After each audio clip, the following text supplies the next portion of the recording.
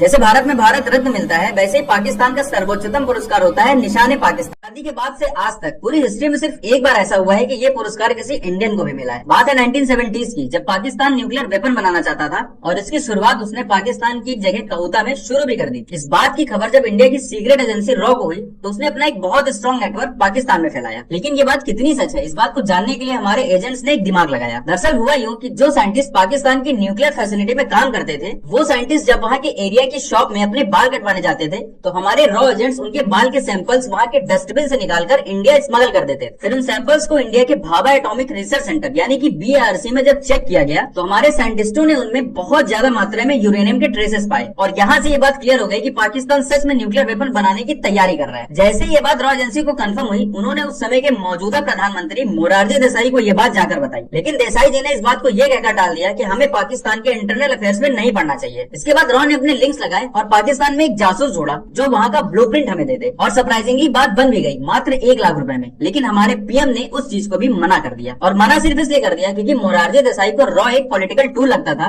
जिसे इंदिरा गांधी ने अपने देश की सिक्योरिटी के लिए बनाया था। और क्योंकि वो रॉ को पसंद नहीं करते थे, इसलिए अपनी सरकार के दौरान उन्होंने रॉ का बजट 30 से 50% तक कम भी कर दिया था। और इजराइल के साथ हमारे अच्छे संबंध होने की वजह से जब ये बात इजराइल को पता चलती है तो वो कहता है कि हम पाकिस्तान के न्यूक्लियर फैसिलिटी को एयर स्ट्राइक से उड़ा देते हैं। तो इस बात पे इजराइल के एयरक्राफ्ट को इंडिया में रिफ्यूलिंग की परमिशन प्राइम मिनिस्टर डिनाई कर देते हैं। यहाँ तक तो फिर भी ठीक था, लेकिन इसके बाद जो प्राइम मिनिस्टर मोरारजी देसाई ने किया वो सुनने लायक है। उन्होंने पाकिस्तान के प्रेसिडेंट जनरल जियाउल हक को कॉल किया और बोला कि आप जो न्यूक्लियर वेपन की तैयारी पाकिस्तान में कर रहे हो उसकी जानकारी हमें है। इस बात को सुनकर पाकिस्तान के प्रेसिडेंट का दिमाग हिल जाता है और वो ISI को अलर्ट करता है कि पता करो कि ये न्यूज लीक कहाँ से हो रही है। मोरारजी देसाई की बेवकूफी की वजह से हमारे 300 से ज्यादा एजेंट्स पाकिस्तान में पकड़े जाते हैं और बेरहमी से मार दिए जाते हैं। और इसी दरियादिली और बेवकूफी को देखकर पाकिस्तान मोरारजी देसाई को 1990s में पाकिस्तान के सर्वोच्चतम पुरस्कार निशाने पाकिस्तान से सम्मानित करता है। पहले भी विश्वगुरु बनने के चक्कर में इंडिया के एक प्रधानमंत्री ने रॉ की धज्जियां उड़ा दी और अब एक जैसे भारत में भारत रत्न मिलता है, वैसे ही पाकिस्तान का सर्वोच्चतम पुरस्कार होता है निशाने पाकिस्तान। आजादी के बाद से आज तक पूरी हिस्ट्री में सिर्फ एक बार ऐसा हुआ है कि ये पुरस्कार किसी इंडियन को भी मिला है। बात है 1970s की, जब पाकिस्तान न्यूक्लियर वेपन बनाना चाहता था